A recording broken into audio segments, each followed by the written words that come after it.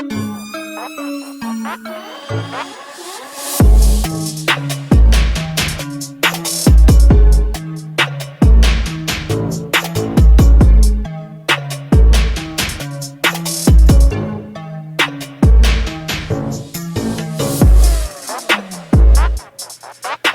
everyone, my name is Rev Trev and welcome to Kempner Sports. Today I'm talking about the Packers draft. You've watched lots of videos, you've heard lots of podcasts regarding on what we did. So I'm not here to definitely rehash it all, but I'm telling you I've got some takes on this draft that you may or may not like because I'm quite confused at a lot of things that we did. Now, I want you to know that I'm really pumped that the Green Bay Packers have across social media and quotes media experts, draft experts saying that the Green Bay Packers had an amazing draft. I'm trying to figure out why they said that. Okay, so if you haven't hit the like and subscribe button, you want to because you're going to get content that's realistic and passionate. So here we go. Okay, so I just want to clarify something very, very clear because just because I do videos does not mean that I'm an expert. In fact,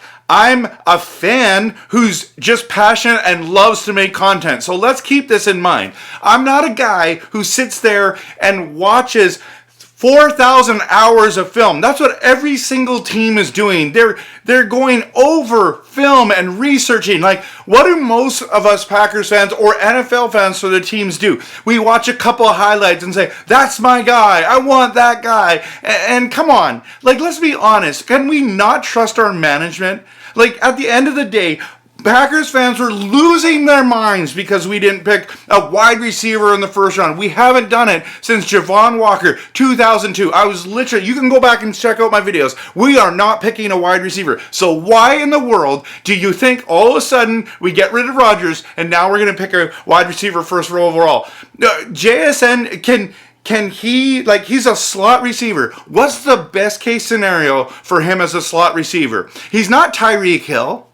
Is he going to be Wes Welker? Is he going to be like someone like that in the slot? Julian Edelman? I mean, those guys are top end slot receivers in NFL history, right? Like some of the best, right? What can you expect from him? I was shocked that Seattle took him there. Now, is it bad for Seattle to take him? No, absolutely not. Good for you guys. But for us at 13, we're not taking him. Plus, I would have probably taken Quentin Jones from TCU instead. You heard me say it, sorry. So, now, what I do like about our draft is that we did fill the needs of our team. And that is, I think, why they are saying that we had such an incredible draft. But here's the thing. We drafted guys that most of us didn't know. Most of us, for example, I said, we should go defensive end in the first round or trade back and go get one of those stud tight ends like Kincaid or Michael Mayers, right? Those are the guys I was hoping we did. Now, we didn't trade back. We stayed at 13. We went after the defensive end. But it was so shocking to see Lucas Van Ness being picked to Green Bay. And we're like, say what? Now, he looks like a Green Bay Packer. If he turns out to be like Clay Matthews kind of guy, then we're going to be super pumped, right? Like, we want an edge rusher, but he can also play in the inside. And so, but he didn't play a ton in Iowa. So we're sitting there going, like, why did you draft him? Now, they're the experts. I'm the fan, right? And so I don't know. They've done the research. They believe in this guy. Apparently, they were so excited to move up in the draft because they picked him over the Patriots, and the Patriots really wanted Van Ness, okay? And so that's the rumor that's out there. Then all of a sudden they traded back because of that. I just wish we would have traded back, but I guess Luke Van Ness was the guy. So we're going to find out if they were right about it. Smart move going defensive end. We needed help there, okay? So, but if we get into the second round, I was really, really hoping that we were going to trade up for Michael Mayers. And we didn't because we believe in Musgrave. And people are going ballistic about how good this kid is. Now, it's a deep tight end draft, so they got him and Tucker Kraft. And I think that's a good option. I'm really happy with those picks.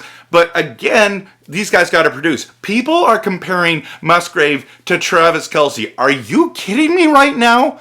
Travis Kelce, he's in the talk for greatest tight end of all time. You can't say that this kid is Travis Kelce right now. It's comps. It's comps. Go on. I mean, if he turns out to be even half or 3/4 as good as Travis Kelce, that's a huge win, right? So a lot of my friends, a lot of people are really excited about that.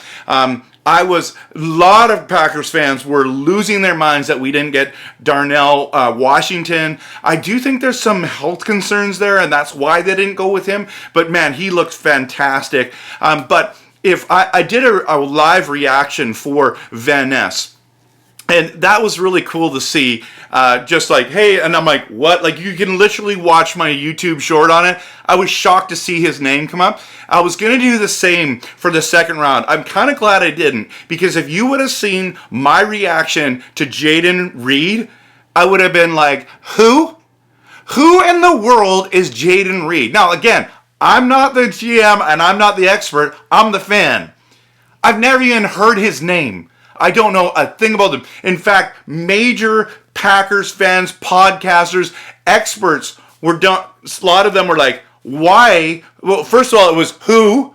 And then the experts are saying, why are they picking him here? The good news is they traded back twice and then picked him at 50. So I did like that a lot. I was very happy about that. Even at 50, I thought it was a little early. People were saying that he should go in the 3rd or 4th round. Now, people are saying now he's got elite speed and he's a great route runner. The thing is, he didn't get a lot of touchdowns. He dropped a whole bunch of balls and mid and short passes that he dropped. But it sounds like he's got a deep threat, and so there's some excitement there. And we needed a slot receiver, like all the people who thought we were getting a JSN, okay? So here we are. This is what blew my mind, that we were picking a guy who probably could have gone in the 3rd and the 4th, but they didn't, right? So this is where we're going. This is what's happening. And so then we go and we get a kicker, which I think is a good move, because let's be honest, Crosby can't kick for forever. He's got a shelf life. He's been incredible for us. It's going to be weird. Like, our team has gone so young, it's going to be interesting to see. So